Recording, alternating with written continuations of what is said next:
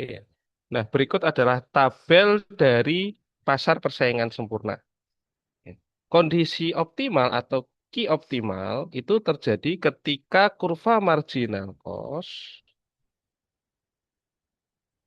ini kurva yang warna merah, akan sama dengan kurva marginal revenue.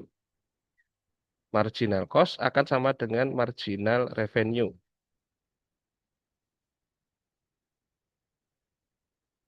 Nah, ini kita sebut dengan key optimal, ya, atau key optimal. Nah, kalau misalkan kita kemarin menggambarkan ya, dalam struktur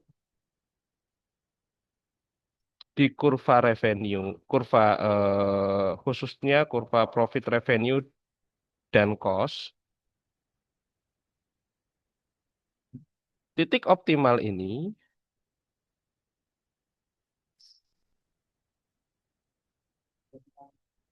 ya, itu terjadi ketika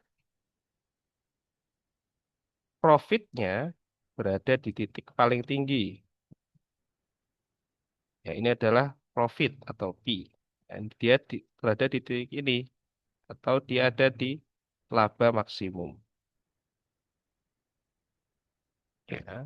Nah, di laba maksimum ini kalau kita menggambarkan, ya, menggabungkan antara eh, kurva cost dan revenue,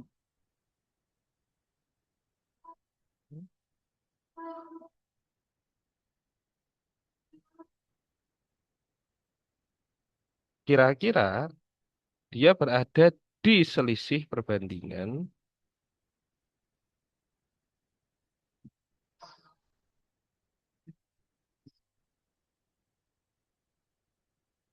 ya. Kira-kira dia punya bentuk kurva seperti ini ya kira-kira. Ya, ini adalah cost atau total cost, ya, dan ini adalah revenue. Ya, jadi dia berada di P paling tinggi atau laba paling tinggi. Mohon maaf, ini coba saya gambarkan ulang. Ya. Kira-kira ya, kira-kira bentuknya agar ini ideal.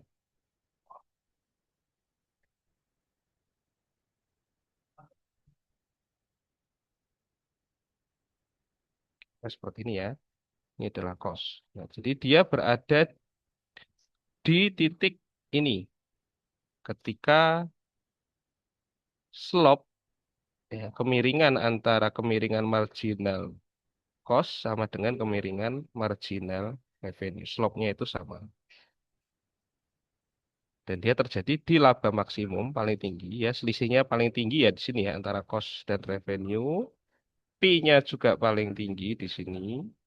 Dan itu terjadi ketika marginal cost sama dengan marginal eh, revenue. Nah, di sini ya, namun untuk mengukur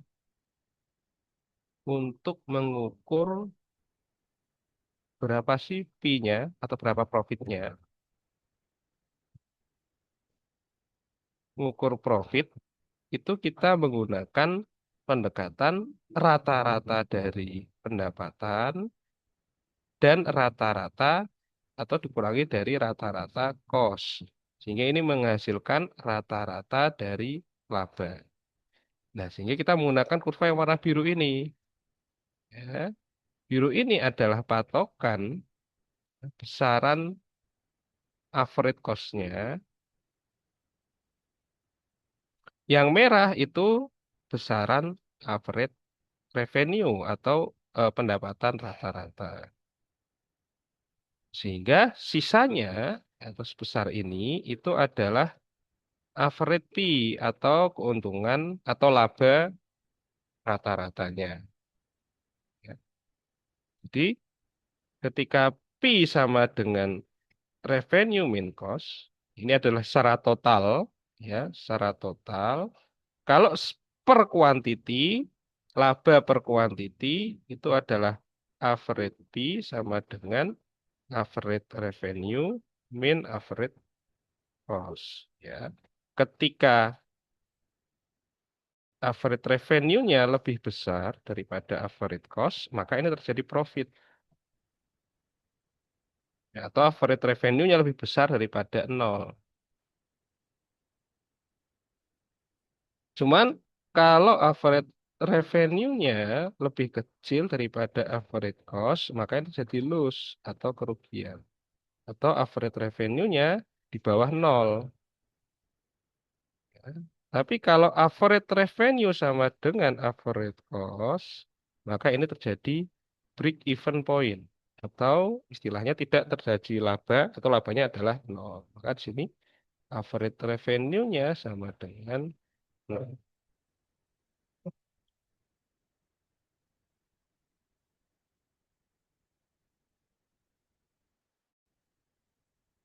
Mohon maaf, bukan average revenue bukan nol ya. Artinya ini average revenue sama dengan average cost-nya. Atau average P-nya itu sama dengan nol. Mohon maaf, ini average P semua ya. Keuntungannya ya, dan average revenue. Average P ya lebih besar daripada nol. Ini average P-nya lebih kecil daripada nol. Ketika BEP, average P-nya adalah nol. Ya. Ini ketika average berarti biaya atau keuntungan atau cost atau pendapat atau laba per satu unit. Nah, kalau untuk menghitungnya berarti nanti tinggal dikalikan aja. Menghitung misalkan total P-nya itu adalah average P dikali dengan Q. Menghitung total revenue itu adalah average revenue dikali dengan Q. Menghitung total dari cost itu adalah average cost dikali dengan Q. Ini ya di titik inilah terjadi. Ya. Nah,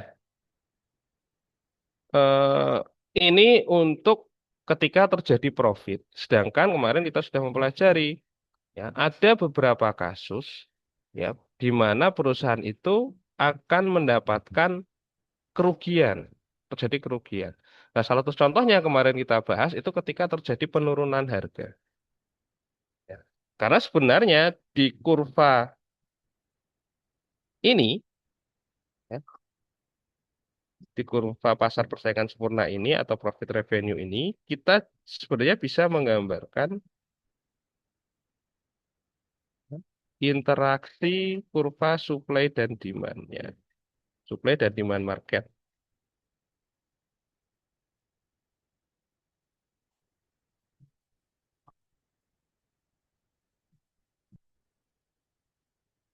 Ya. Ini supply dan demand market itu ada di titik ini. Supply dan demand. Ya. Nah, nanti ketika misalkan harganya turun, ya berarti nanti akan terjadi kemungkinan akan keuntungannya berkurang, dan kalau turun lagi kemungkinan akan bahkan mencapai kerugian. Nah, ini kan kita simulasikan.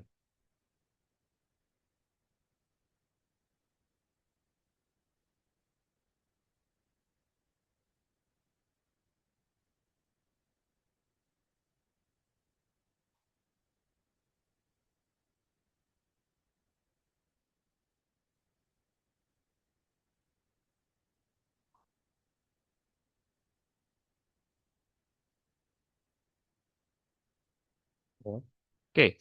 Nah, ketika terjadi kenaikan, mohon maaf, penurunan harga mungkin karena suplainya semakin bertambah, ya. Kan karena di sini pasar persaingan sempurna kan tadi ya barrier to entry-nya mudah, orang keluar masuk market itu mudah. Mungkin ketika orang melihat, oh ini labanya tinggi nih, ya, maka orang akan banyak masuk ke pasar. Sehingga ketika banyak masuk ke pasar, ketika suplainya bertambah tapi demand-nya berkurang kan harganya akan turun, ya. Nah, di sini ketika harganya mengalami penurunan,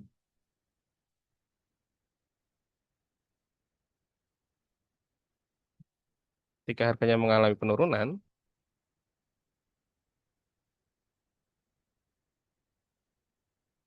misalkan ya, ketika harga mengalami penurunan karena misalkan bertambahnya supply, ya, supply-nya bertambah, misalkan, Anggaplah ada di titik sini. Ya. Maka dia akan membentuk kurva struktur yang baru. Nah, anggaplah di sini ya.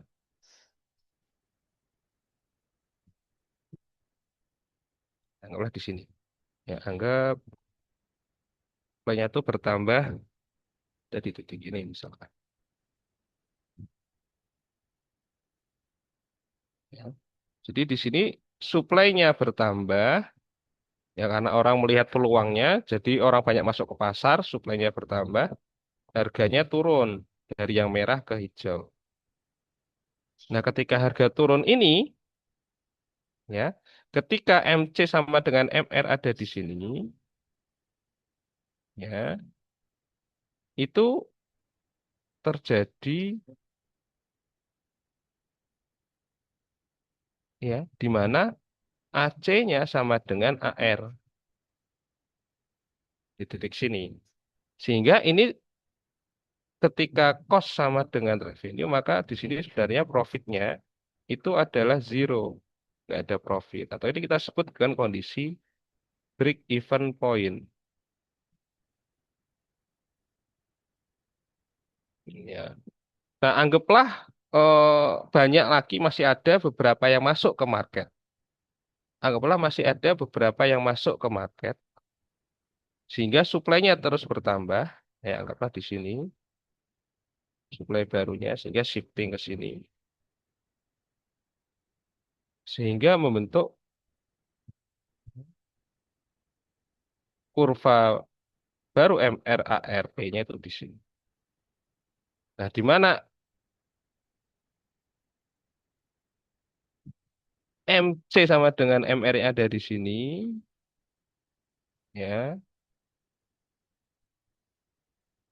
tetapi ya AC-nya lebih tinggi. AC-nya lebih tinggi daripada AR. Sehingga Pi-nya lebih kecil daripada nol. Nah, ini kita sebut dia kondisi loss, ya, kondisi kerugian.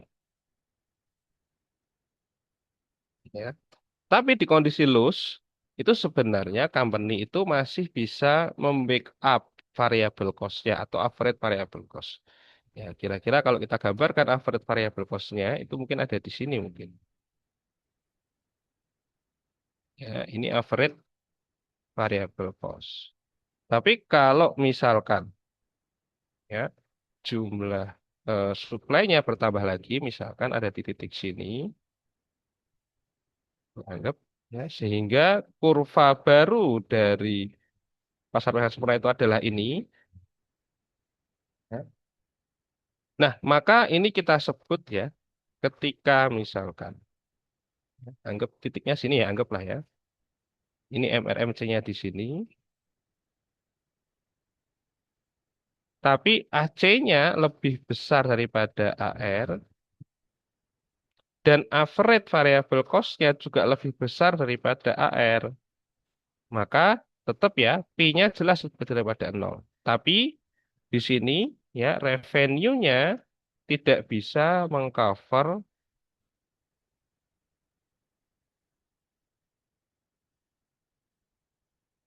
variable cost ya, sehingga di sini kondisinya adalah shutdown.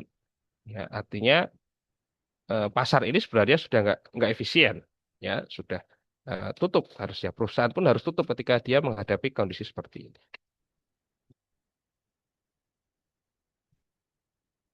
Ya, nah ini yang kita pelajari pada minggu pertemuan sebelumnya.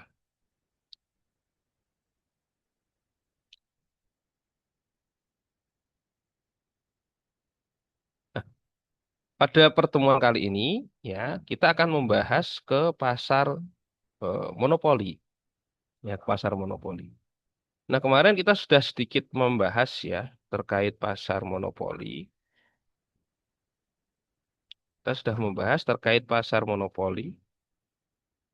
Itu minimal dia punya 4 pendekatan atau 4 indikator ciri khas ya. Pasar monopoli. Nah, pasar monopoli itu di mana eh, dari jenis barang, jenis barang, ya dia itu hanya satu atau heterogen, unik ya, istilah kata unik. Kemudian dari jumlah seller atau jumlah supplier atau produsen, jumlah produsen itu hanya satu karena mono, dia hanya satu karena barangnya unik maka nggak bisa ditiru, susah.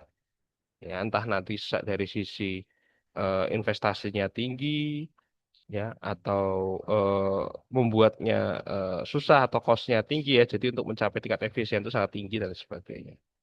Kemudian eh, dari struktur harga,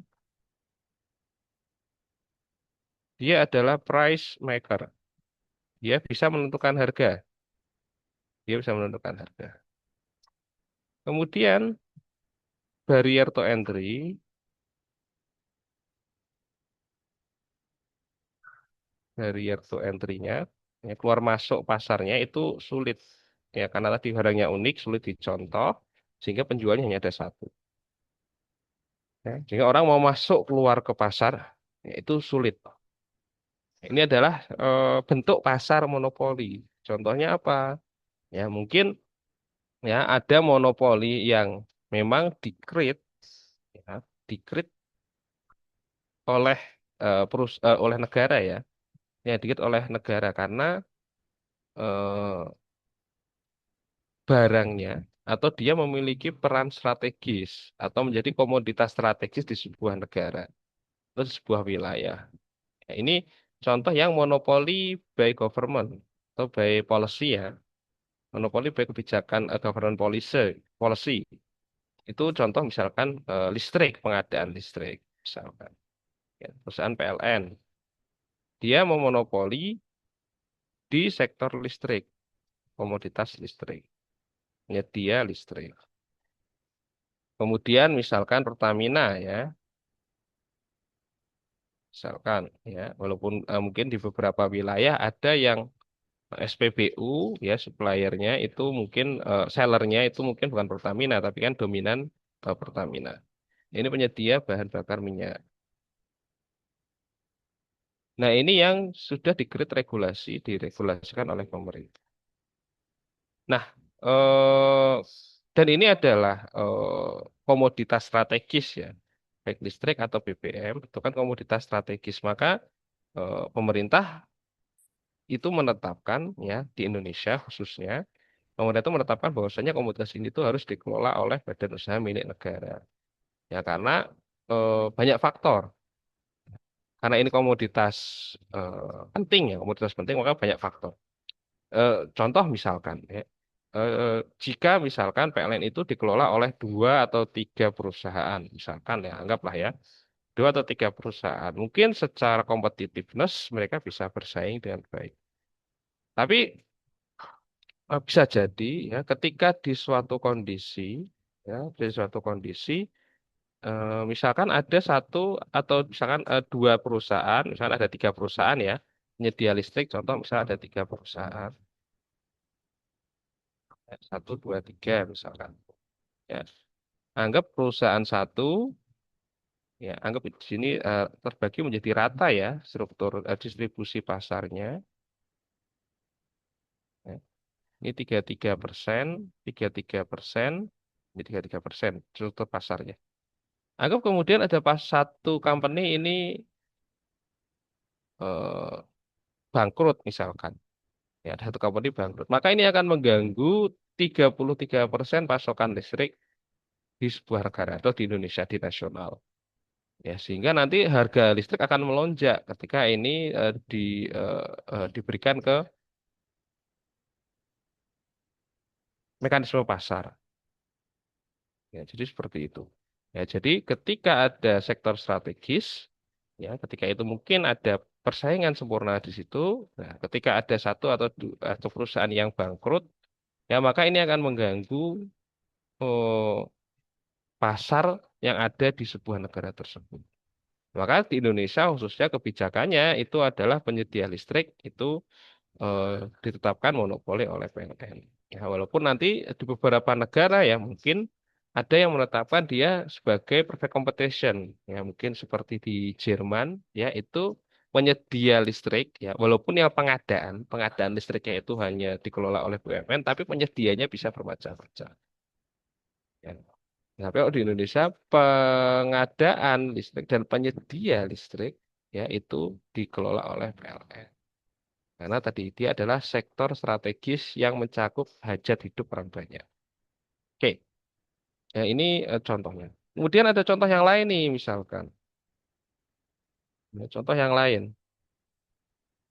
Misalkan ini yang sedikit banyak monopoli ya, walaupun mungkin sekarang sudah mulai berkurang kompetitifnya, tingkat kompetisinya ya, karena sudah banyak muncul. Nah, itu adalah komoditas chipset. Ya, chipset itu kayak prosesor di HP, prosesor komputer.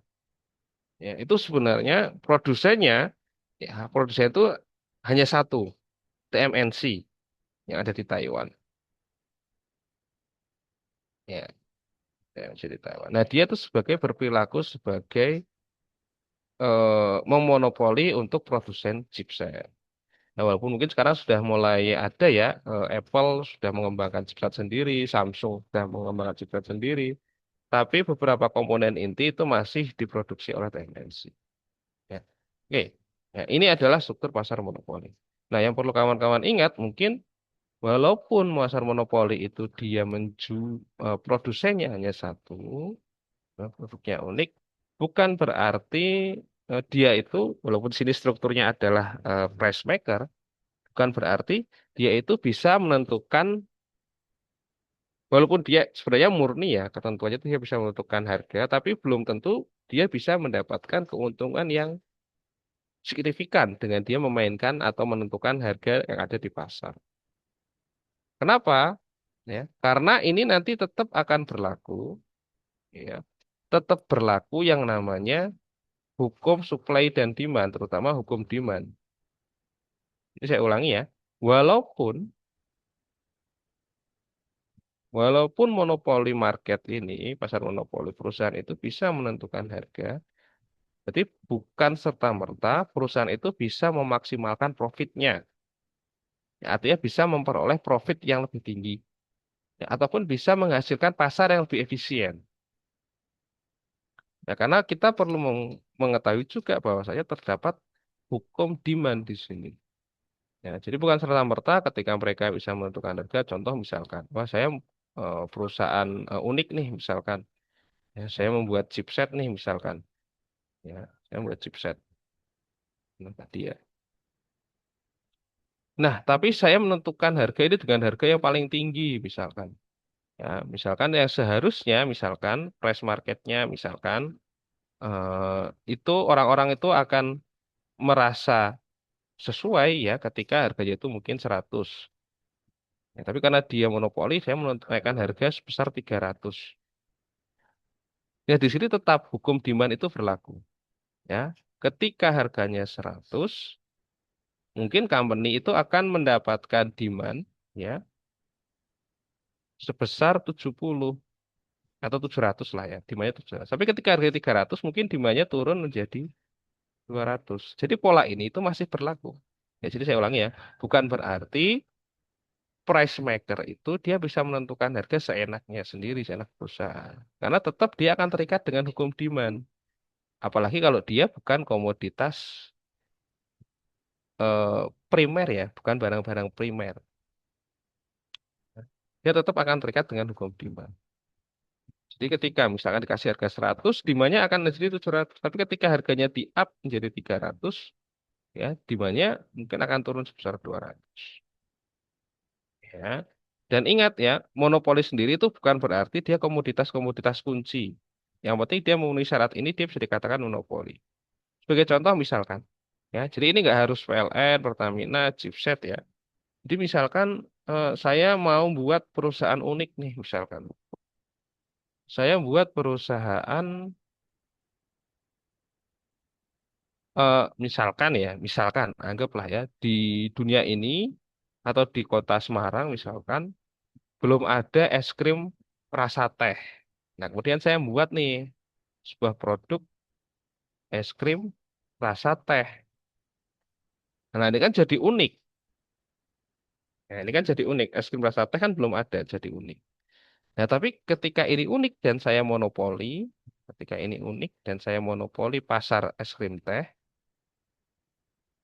bukan berarti saya bisa misalkan menetapkan harga es krim teh ini menjadi misalkan 200.000 atau 500.000 per es krim. Ya, tetap nggak bisa. Maka sebenarnya saya bisa menentukan harga itu di range-range tertentu, ya, yang dia tetap ada demandnya. Ya, misalkan saya patok harganya 15.000 misalkan. Apalagi kalau ada barang substitusi. Kalau ada barang substitusi itu lebih ini lagi, lebih apa, harganya nanti akan ada di range-range tertentu. Ya, karena ketika di 15.000 mungkin demandnya akan menjadi 1.000. Tapi ketika saya naikkan menjadi 200.000 mungkin demandnya hanya ada 10. Ketika saya naikkan harganya menjadi 500.000 mungkin demandnya hanya ada satu misalkan. Ya, jadi walaupun dia bisa menentukan harga, tapi bukan serta-merta demandnya itu akan konstan, akan sama ketika harganya 15.000 dengan harganya ketika 200.000 atau 500.000. Tetap demandnya akan berbeda-beda. Ya, ini adalah kerangka pikir asumsi kita di pasar monopoli. Ya, karena pasar monopoli itu nanti bisa yang barangnya sifatnya barang-barang umum ya, bukan barang-barang primer intinya. Nanti juga ada yang barangnya primer. Ya, kecuali kalau misalkan eh, barangnya itu kayak bensin, ya, BBM. Nah, BBM itu walaupun misalkan ya perusahaan itu bisa menetapkan kenaikan naik turunnya harga BBM itu, ya, tapi mau nggak mau ya akan ada misalkan penaikan atau penurunan demand. Ya, walaupun misalkan BBM ini adalah barang primer,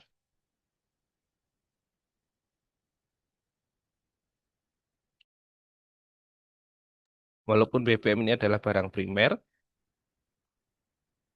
ya bukan serta-merta ketika harganya naik, demandnya juga akan tetap di sini ada penurunan demand walaupun mungkin nilainya inelastis. Ya, walaupun mungkin nilainya inelastis. Ya, tetap misalkan ketika perusahaan menetapkan harga 10.000 per liter, dinaikkanlah jadi 15.000 per liter. Walaupun ini adalah komoditas primer, ya mungkin ketika 10.000 per liter demandnya misalkan 1.000 orang, tapi ketika 15.000 mungkin demandnya turun menjadi 950. Artinya mungkin kalau barang-barang primer, nah itu istilahnya nggak elastis perubahannya. Cuma kalau misalkan barang-barang umum, nah itu mungkin bisa terjadi perubahan yang elastis. Oke, ya ini untuk pasar monopoli. Nah, sehingga ya ketika kita coba mengidentifikasikan ya tabel pasar monopoli, ya kira-kira dia punya bentuk tabel seperti ini. Ini contoh ya simulasi pasar monopoli. Kita tetap akan terikat ya dengan indikator, ya kita akan tetap terikat ya. Sama ya, sebenarnya analisis kita nanti di pasar monopoli itu akan sama. Ya, analisis kita di pasar monopoli itu akan sama dengan di pasar persaingan sempurna. Kita tetap membutuhkan indikator yang namanya MR, MC, dan AR, dan AC. Kita tetap membutuhkan indikator. Tapi di sini kita akan coba membentuk kurvanya dulu. Ya. Nah, di sini ada jumlah barang yang akan dijual ya oleh company. Dan company di sini menentukan barangnya, menentukan harganya. Di sini company bisa menentukan harga. Ya, company bisa menentukan harga. Ya. Nah, tapi harga ini akan mempengaruhi terhadap barang yang dijual. Seperti itu. Ya. Nah, ini seperti contoh saya coba gambar.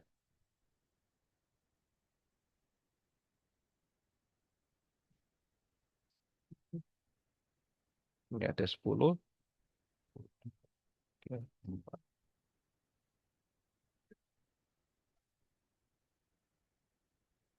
Ya, ada satu, dua, tiga, empat, lima, enam, tujuh, delapan, sembilan, 10. Nah, ketika company menaruh harga sebesar 10, atau di sini ada harga 8 ya, 8 sini misalkan. 12 sini ya, 8, 9, 10 ya. Anggap ini harganya ya. Nanti ada ya, ketika perusahaan menetapkan harga sebesar 10 ya, itu yang beli ya, itu mungkin hanya ada satu orang. Ya, maka nggak mau perusahaan akan mensuplai sebesar satu. Ketika harganya dua, ya, itu mohon maaf, ketika harganya 9,8 mungkin ada di sini, yang beli itu jadi ada dua. Ketika 9,6 ya, yang beli itu jadi tiga. Ketika harganya 9,4 misalkan, yang beli itu empat. Ya. Misalkan di sini ya, anggaplah ya. Ketika eh, harganya 9,19 itu yang beli 5, ketika 9 yang beli 6, misalkan anggap 9-nya di sini ya.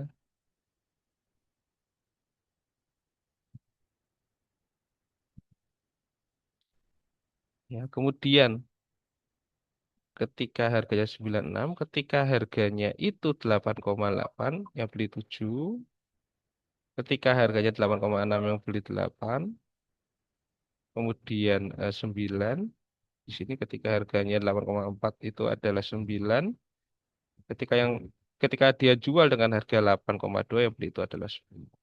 Anggap 8-nya di sini.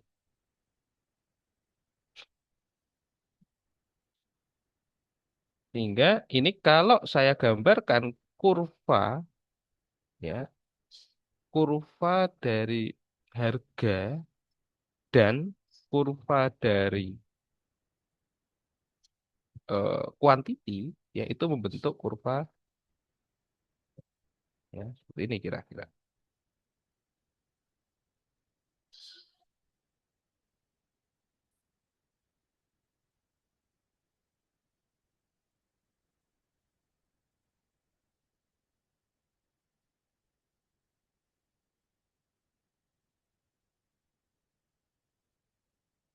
Kira-kira ya seperti ini. Ya. Ini adalah kurva dari struktur harga, price. Kurva dari price of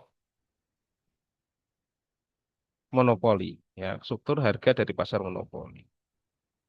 Nah, si price ini ya akan sama dengan nilai dari eh, average ya, average revenue ya. Si price ini akan sama dengan average revenue. Si price ini akan sama dengan average revenue. Price ini akan sama dengan average revenue. Karena apa? Karena average revenue itu kan revenue, total revenue dibagi dengan key ya. Sorry, dibagi dengan key. Misalkan ketika dia menjual satu di sini, ya, harganya 10, maka revenue-nya adalah 10. Ketika dia jual dua, price-nya 9,8, maka revenue adalah 19,60. Maka 19,60 itu total revenue, revenue rata-rata 9,60 dibagi dua. Maka si average revenue itu akan sama dengan price. Ya, maka tabel yang warna merah itu adalah price ya, sama dengan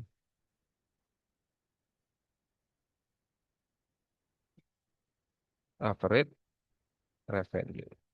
Nah, sekarang kita coba menggambarkan kurva dari MR. Bentar. Ya, karena kita tetap membutuhkan data MR ya. Kita membutuhkan data MR. Nah, di sini ketika kuantitinya satu, ya, MR-nya itu 10. Ya, karena MR itu kan delta R per delta Q. Ya, perubahan dari revenue ya dikurangi dibagi perubahan dari Q. Ya, perubahan revenue 10, perubahan Q-nya 1. Ya, maka di sini marginal revenue yang pertama itu adalah 10. Terus di sini. Ya. Yang kedua, perubahan revenue-nya, total revenue dari 10 ke 19,6. Ya, 19,6. Berarti ini adalah 9,6. Kita tulis di sini 9,6. 10, kemudian 9,6. Ya, ingat ya, ini ya.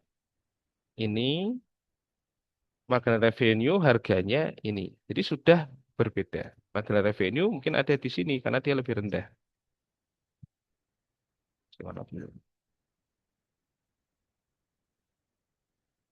Yang kedua, ketika Q-nya 3, ya, marginal revenue jadi 920 atau ini dikurangi ini. Ya, 9,2.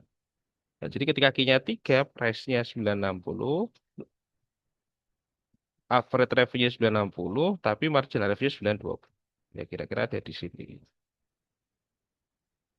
Ya. Dan ketika 4, ya, total revenue-nya ini, marginal revenue 8,8 atau selisih ini. Ya. Marginal revenue-nya 8,8, tapi average revenue 9,40, price-nya 9,40. Berarti kira-kira 9,8 itu ada di sini mungkin. Jika Q-nya adalah 4. Di sini ya. Ya, dan seterusnya. Ya, dan seterusnya di sini. Sehingga kalau ini saya gambarkan, ketika kuantitinya 10, MR-nya 6. Ya, 6 anggaplah di sini ya, habis ya. Ketika saya gambarkan, dia itu punya pola seperti ini. Kira-kira. Nah, ini adalah marginal revenue. Ya. Jadi, di pasar monopoli, AR-nya itu yang warna merah, AR sama dengan P-nya warna merah, tapi MR-nya itu yang berwarna biru. Ya, kemudian kita menentukan prasyarat ini. Kita menentukannya tetap MR-nya sudah ketemu, AR-nya sudah ketemu. Karena kita tinggal menggambar MC dan AC untuk menentukan untuk kurvanya atau key optimalnya.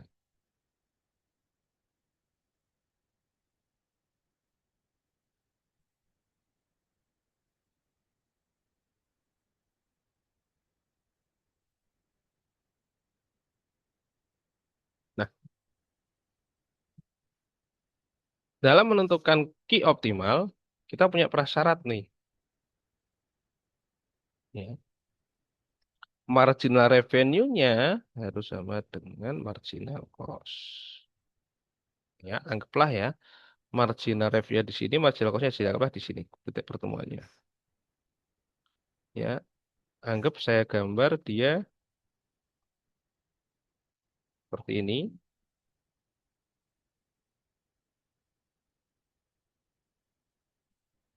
Anggaplah ya. Ini adalah marginal revenue. Ya. Marginal cost-nya pas di sini itu 7,2. Anggaplah di sini.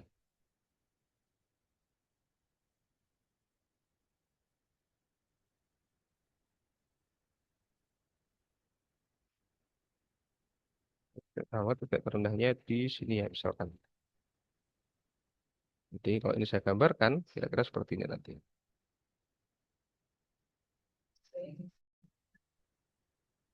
Ini ya,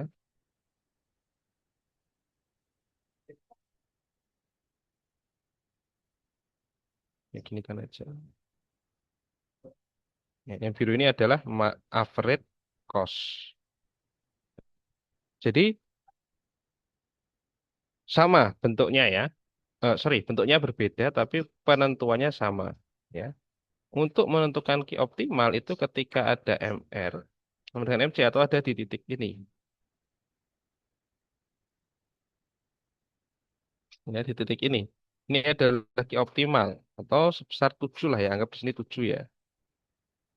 7 di sini ya, tapi profit ya tetap dihitung ya, berdasarkan average revenue dan average cost ya. Jadi kalau saya gambarkan ulang, misalkan kurva dari eh, monopoli, ya kira-kira dia membentuk kurva seperti ini.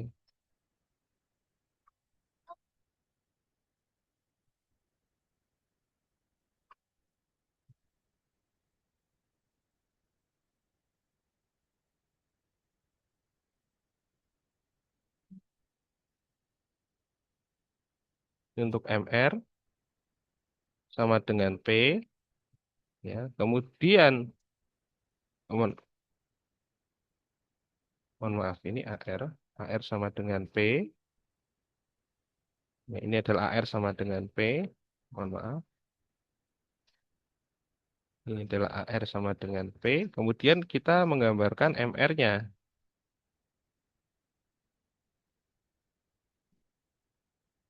Nah, seperti ini. Nah, ini adalah MR-nya, ya.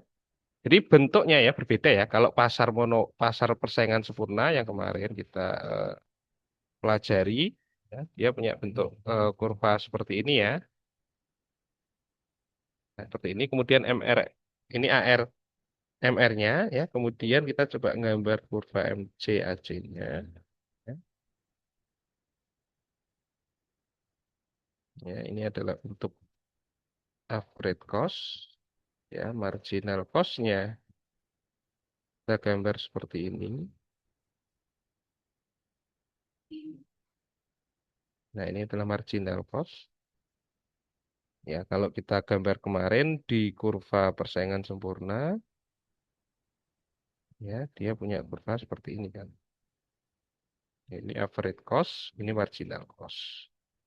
Nah, kan beda. Ya, ini kurva MR, HR-nya di pasar persaingan sempurna seperti ini, lurus, horizontal.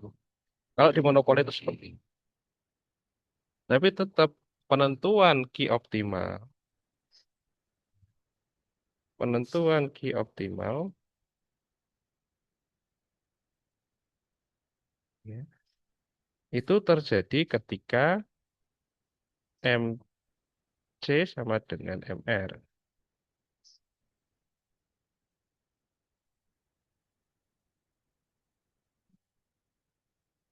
Atau kira-kira di titik ini. Ya. Ini adalah key optimal.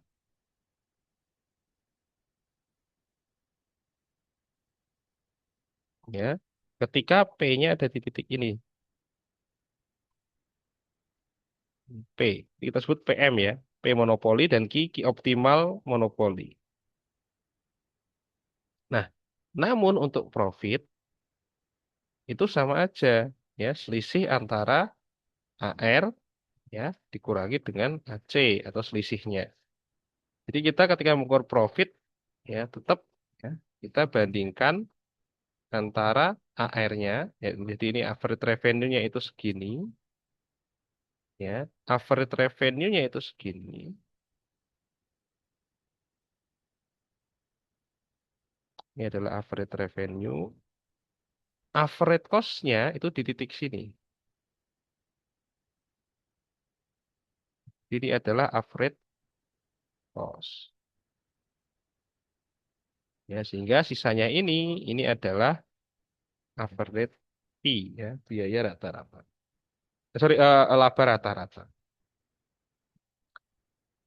Ya, ini adalah untuk kurva monopoli. Oke, coba nanti ditulis dahulu ya, 3 menit.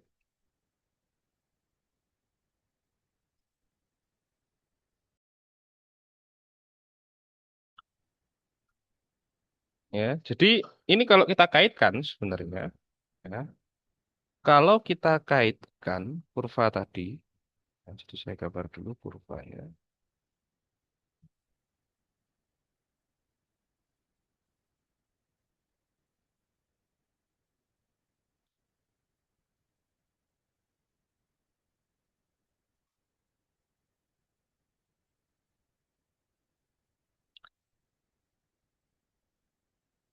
Ini adalah MR, ini adalah P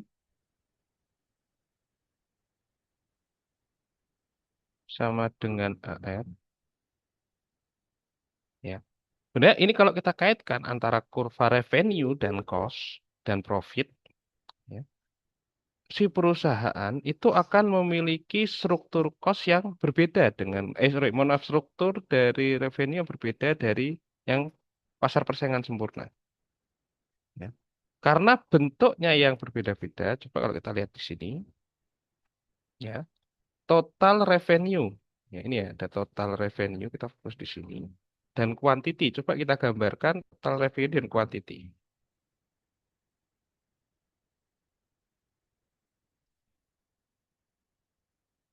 Ya, anggap ada 10, 9, 10. Kemudian revenue-nya ada 1, 2, 3, 4, 5, 6. Anggaplah sampai 6 saja. Jadi ketika Q-nya itu 1, revenue-nya adalah 10 di sini. Ya, total revenue, price kali quantity ya, tetap ya. Q kali P itu adalah revenue. Ya, namun strukturnya berbeda dengan pasar persaingan sempurna. Pasar persaingan sempurna kemarin kita menggambar lurus ya. Nah, kalau total revenue di pasar monopoli, ya, dia lihat ya. Ketika 1 itu 10. Ketika 2 itu bukan 20. Kalau di pasar persaingan sempurna, ketika Q-nya 2 dan harganya 10 kan 20. Tapi ketika Q-nya 2 dia menjadi 19,6. Anggap di sini. Ketika Q-nya 3 dia 28,8. Anggap di sini. Ketika 4 ya dia 37. Ya, anggap di sini. Ya, ketika 5 dia 36. Sorry, ketika 5 dia 45. Ya.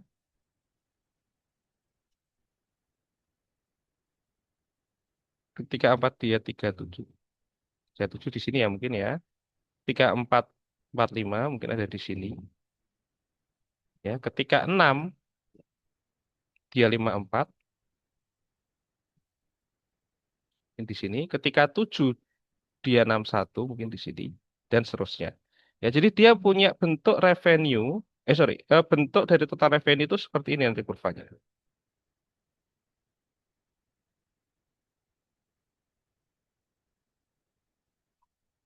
Ya. Nah, itu dia seperti ini. Nah, ini adalah kurva revenue dari pasar monopoli.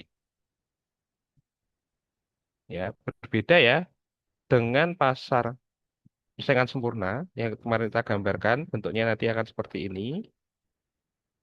Ya, di pasar monopoli bentuk revenue seperti ini. Total revenue. Ya. Nah, di sini ya kita akan coba menggambarkan ya, di mana kurva revenue dari pasar monopoli ya, itu akan membentuk kurva seperti ini. Ini adalah kurva revenue dari pasar monopoli. Nah, di mana titik tertinggi dari revenue-nya ya, itu terjadi ketika revenue maksimum. Ini revenue ya, bukan profit maksimum, tapi revenue tertinggi itu terjadi ketika MR-nya sama dengan 0. Ada di titik ini. Ini adalah revenue tertinggi. Ya. Namun, ya, profit tertinggi, saya gambarkan ya, profit tertinggi, ya, itu kan terjadi ketika selisih antara revenue dan cost, yaitu pada titik tertinggi. Ya. Jadi kalau saya gambarkan, ya, misalkan bentuk kurva dari cost ya, bentuk kurva dari cost ya kira-kira tuh bentuk kurva seperti ini nanti. Kira-kira seperti ini.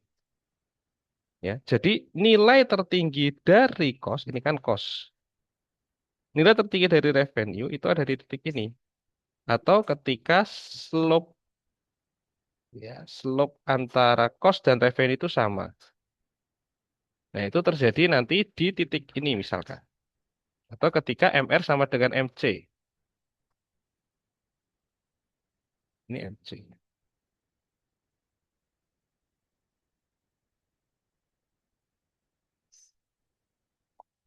Atau kalau kita menggambarkan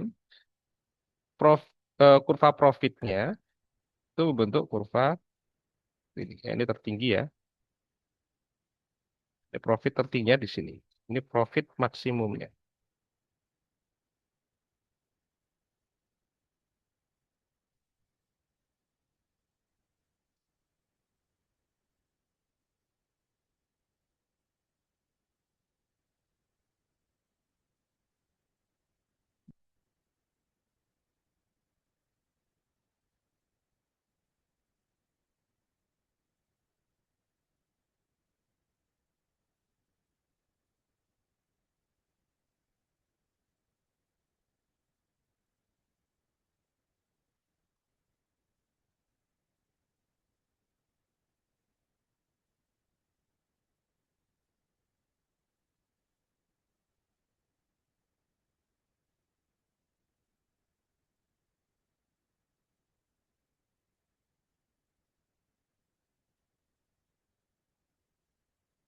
Jadi saya ulangi ya. Struktur dari revenue itu dia nggak lurus. Berbeda struktur revenue dari pasar monopoli itu nggak lurus. Ya, berbeda dengan revenue di pasar persaingan sempurna. Ya, dia akan ada kenaikan dan apa ada titik naik turun. Dan revenue tertinggi itu terjadi ketika marginal revenue di pasar monopoli itu sama dengan nol. Ya. Nah,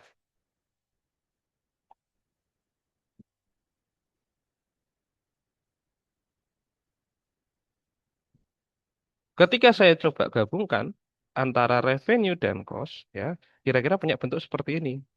Costnya yang berwarna oranye ini, warna oranye. Ya. Nah, titik profit maksimal paling tinggi ya, itu terjadi ketika kemiringan antara marginal cost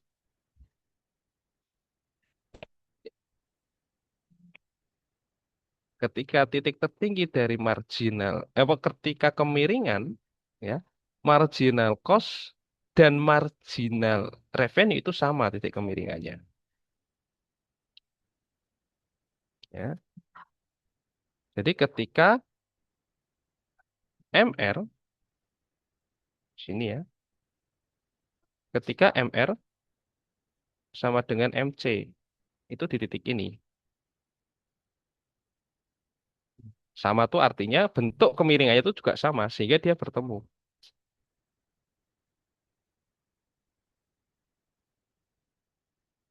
Ya, dan dia terjadi ketika kalau kita gambarkan selisihnya ya profitnya ya ini kan nol tadi ya di sini. Kita gambarkan dengan kurva eh, laba atau kurva pi ya itu hanya itu kira-kira yang berwarna biru ini.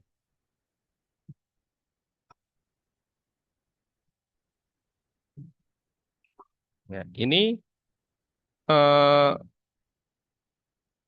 adalah bentuk turunan ya dari kurva marginal revenue, average revenue, marginal cost dengan kurva cost, revenue dan pi-nya. Ya, kira-kira terjadinya seperti ini bentuknya. Ya. Nah, eh, kemudian ya kita akan proof lagi ya eh, bahwasanya kurva MR ya kurva MR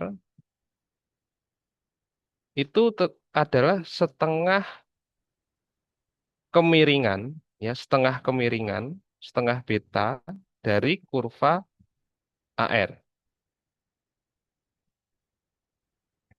Jadi kurva MR itu setengah dari sudut kurva AR. setengah sudut ya, bukan setengah nilai, setengah sudut. Ya, jika kita punya ya, karena AR itu sama dengan P harga, ketika misal ya kita punya kurva P, ya, P-nya itu kan berarti kurvanya alfa min beta ki. Ini persamaan P-nya ya, kurva P-nya kan ini. Ya, fungsi linearnya seperti ini ya, karena ini kan seperti kurva kalau kita belajar kemarin kurva demand, ya dia slope-nya negatif, maka bentuk fungsi linearnya seperti ini. Ya, ketika MR itu adalah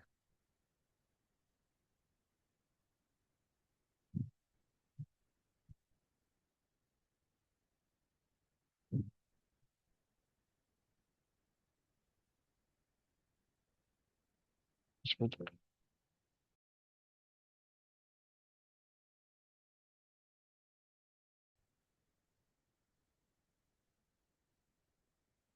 ya, ketika P ya kurva P ini punya fungsi ya alfa min beta ki, ya maka jika jika revenue itu adalah P dikali Q, ya, revenue adalah P dikali Q, maka sebenarnya ya kurva revenue ini si R ini ya itu punya fungsi ya, karena P-nya adalah alfa min beta Q ya dikali dengan Q. Sehingga si revenue itu punya fungsi alfa Q min beta Q pangkat 2. Ini adalah untuk fungsi dari R yang dia kira-kira ya membentuk si ini ya, R yang kita bawa yang kita gambar di bawah ini ya. Kira-kira punya fungsi R sama dengan alfa Q min beta Q karena P itu adalah alfa min beta Q, maka revenue itu adalah P dikali Q, P-nya kita gantikan dengan alfa min beta Q dikali Q, alfa min beta Q, ketika R betul-betul kita kali Q, sehingga revenue itu punya persamaan alfa Q min beta Q pangkat 2, atau revenue ini itu punya persamaan ini. Ya. Maka ketika MR, ya, MR itu adalah delta R per delta Q. Ya, kalau ini menggambarkan poin per poin, ingat ya, MR itu adalah delta R per delta Q itu adalah poin per poin. Tapi kalau fungsinya non linear, maka kita rubah dengan do R per do Q. Atau ini bisa kita sebut ya, dia adalah turunan pertama dari fungsinya R. Ya, jadi MR itu adalah turunan pertama dari R. Nah, ya, ketika kita punya fungsi bentuk persamaan R-nya itu adalah Aki min beta Ki pangkat 2, maka turunan pertamanya dari R itu adalah A min 2 Ki. Ya, atau ini adalah nilai dari MR-nya. Sehingga nilai MR itu adalah A min 2 Ki, ya. Sedangkan persamaan P itu adalah A min BQ. Ya, di mana persamaan P itu adalah A min beta Ki, persamaan MR itu adalah A min 2 Ki.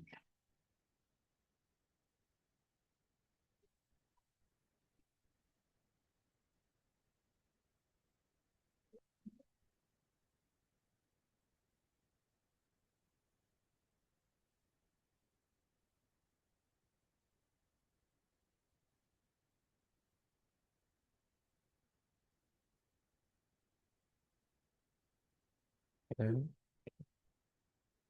Ini ya. Nah, Jika ya alfa itu kan titik awal di sini ya. Alfa itu terjadi ketika Q-nya sama dengan nol ya. Karena alfanya itu startnya nol ya, maka kita bisa tulis ya sebenarnya ya P itu adalah min beta Q,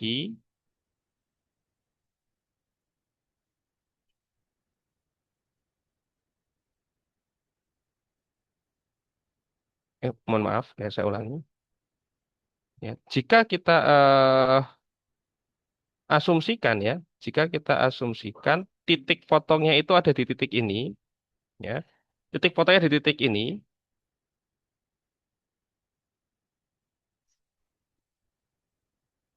ya, titik pertemuannya ya, titik pertemuannya di titik ini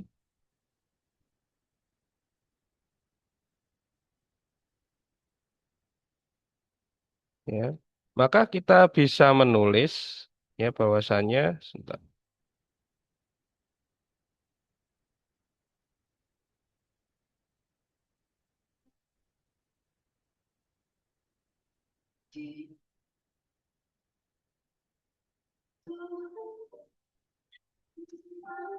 ya. Jadi kita bisa menulis ya titik perpotongannya ya. Kalau kita samakan ya, P sama dengan MR, titik perpotongannya di sini ya, itu adalah A min BQ sama dengan A min 2 BQ ya. Ini A-nya bisa kita hilangkan ya, bisa kita hilangkan keduanya ya, karena ini kalau kita pindah ke kiri kanan kan akan hilang juga. Maka ini kita menjadi min BQ sama dengan min 2 BQ. Ya kalau Q-nya saya pindah ke kiri ya, kalau Q-nya saya pindah ke kiri ini bisa kita coret ya. Sehingga sebenarnya beta dari press ya itu lebih besar dua kali dari betanya dari MR. Ya ini ya untuk penentuan kenapa MR itu kemiringannya itu setengah lebih kecil daripada kemiringan dari P. Ya, kemiringannya ya setengah kemiringan dari P. Bukan setengah nilai tapi setengah kemiringan. Ya. Oke, ini mungkin ditulis dahulu ya.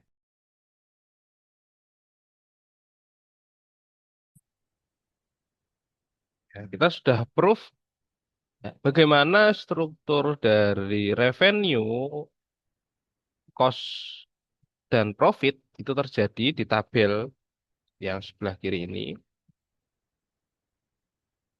Dan kita menyatakan juga ya, bosnya MR ini dia setengah dari kurva P. Setengah itu artinya setengah kemiringan, bukan setengah nilai. Ya, setengah kemiringan dari kurva P. Nah, sekarang kita akan membahas ya,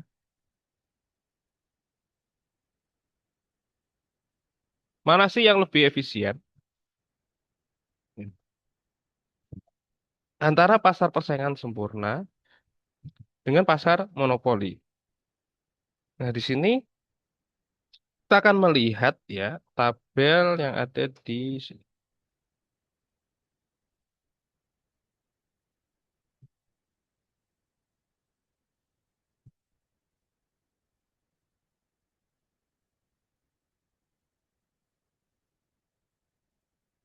Ya, ini ada dua tabel. Ya, tabel yang atas itu adalah pasar monopoli, yang bawah adalah pasar persaingan sempurna.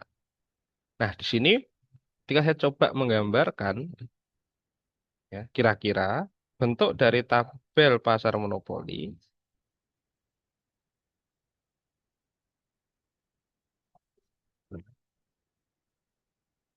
bentuk dari tabel pasar monopoli,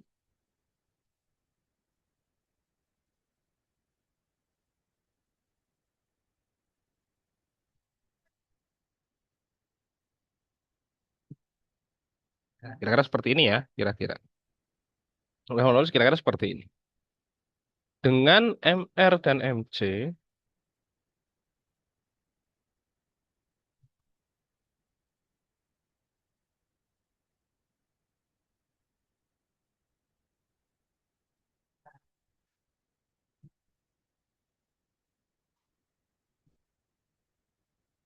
ya ini adalah untuk MC-nya. Ya, untuk AR-nya kira-kira seperti ini ya.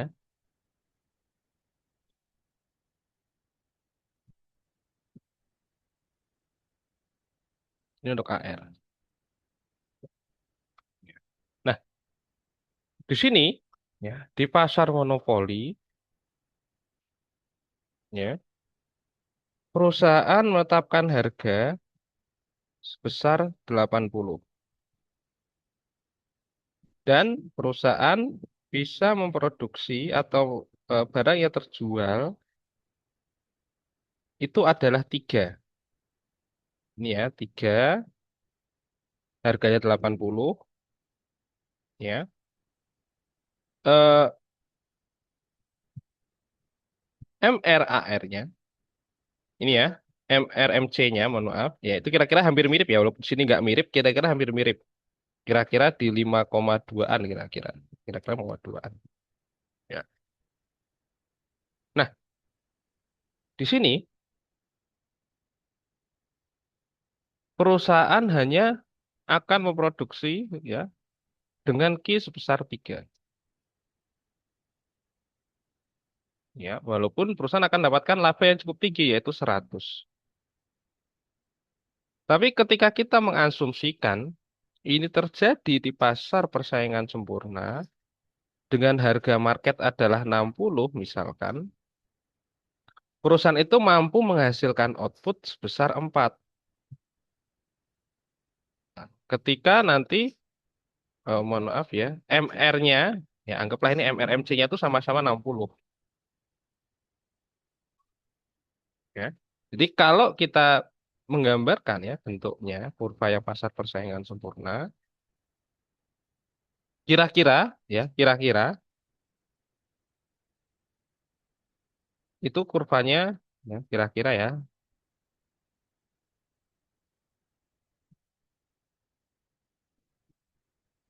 kira-kira seperti inilah ya. Dia bisa memproduksi lebih banyak, kira-kira ya. Dia bisa memproduksi sampai 4 walaupun keuntungan itu hanya 40 keuntungan maksimal.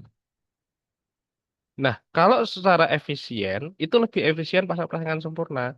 Karena tabel pasar kurva pasar persaingan sempurna ini hanya kurva satu perusahaan. Artinya satu perusahaan itu akan memproduksi sebesar 4.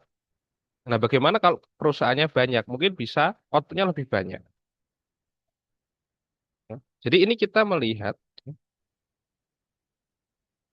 bahwasanya pada persaingan sempurna, walaupun keuntungannya lebih kecil, tapi bisa menghasilkan output lebih banyak. Tapi ini baru satu perusahaan. Ya, ini kan perbandingannya satu perusahaan pasar persaingan sempurna PS satu perusahaan monopoli. Tapi monopoli ini hanya satu perusahaan aja. Sedangkan kalau pasar mungkin ada dua atau tiga perusahaan. Ya, jadi Q-nya bisa lebih banyak. Dan ini lebih efisien, artinya bisa menguntungkan lebih banyak pihak. Walaupun satu perusahaan, ya, itu keuntungannya jadi semakin lebih kecil. Artinya 40 banding 100 kan keuntungannya berbeda. Ya, 40 banding 100. Tapi banyak perusahaan yang akan terdampak atau keuntungannya itu mungkin banyak dirasakan oleh perusahaan lain. Sehingga di sini ya pasar persaingan sempurna itu secara struktur pasar itu lebih efisien daripada pasar monopoli. Ya. Karena selain bisa menekan harga, output yang dihasilkan juga semakin banyak. Dan nanti perusahaan yang terdampak itu juga akan semakin banyak. Artinya perusahaan yang memiliki kurva persaingan kan banyak, nggak hanya satu. Kalau monopol kan hanya satu. Ya. Sehingga di sini pasar persaingan sempurna itu lebih efisien,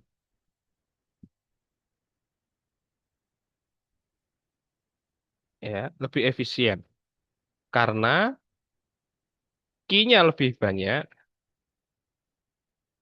dihasilkan dan perusahaan juga lebih banyak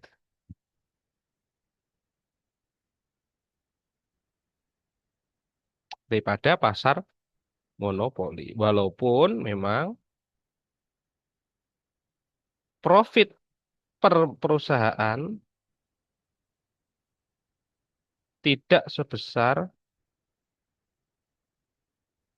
pasar monopoli. Ini ya. Di mana pasar tradisional itu jadi lebih efisien. Ya. Oke, sekarang kita akan beralih lagi, ya.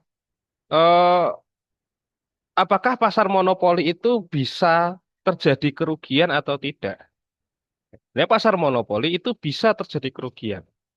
Asumsinya akan sama dengan pasar persaingan sempurna.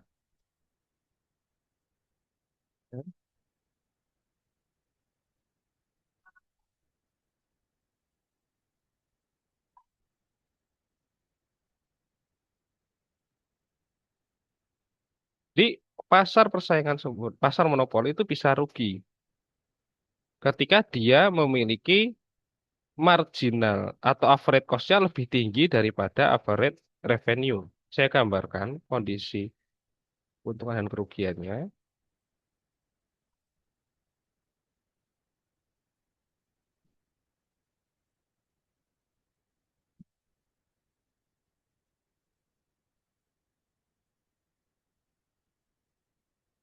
Ya. Nah, ketika MR dan MC itu ada di sini,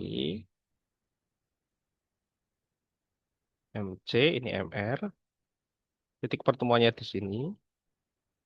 Ketika AC-nya, ketika average cost-nya itu masih di bawah average revenue, ini AR ya. Ketika AC-nya ada di average di bawah average revenue, misalkan anggaplah di sini, ya. Nah, maka ini terjadi profit ketika AR lebih tinggi daripada AC. Karena key optimalnya itu ada di titik ini,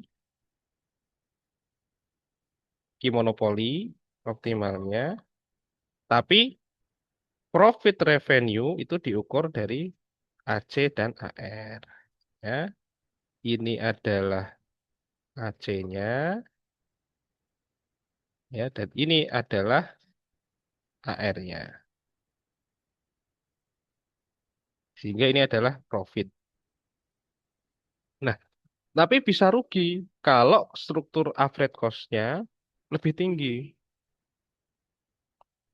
Atau bisa BEP juga.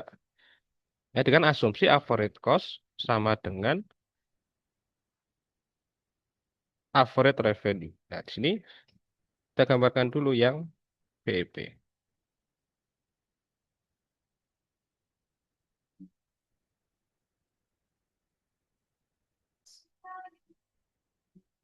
Ini adalah MR,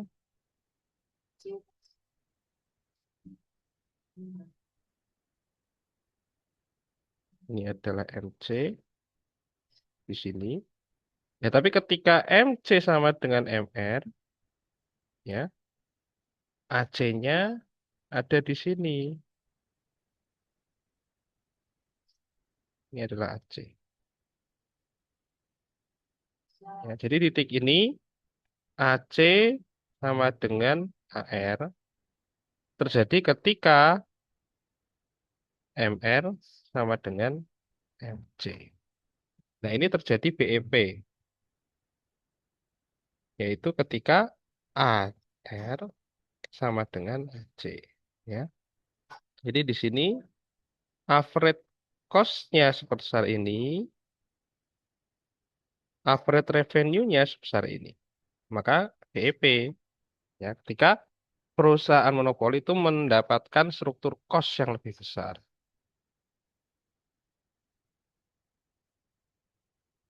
Ya. Nah, bisa rugi, ini tinggal average cost-nya kita naikkan. Ya, dia bisa terjadi kerugian.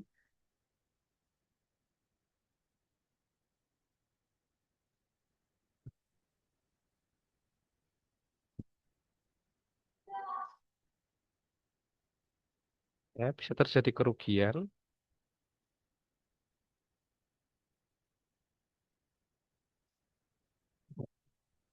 Ini Q-nya, ya, tapi AC-nya itu di atas AR. Kan di sini ya. Nah, ini AC. Nah, maka di sini terjadi loss atau AR-nya lebih kecil daripada AC, ya. Jadi revenue-nya segini, tapi cost-nya segini. Ya. Ini jadi kerugian di pasar monopoli. Ya, jadi monopoli itu bisa rugi, bisa BEP, bisa untung. Asal dia bisa memanage struktur cost rata-ratanya. Ya, struktur cost rata-ratanya.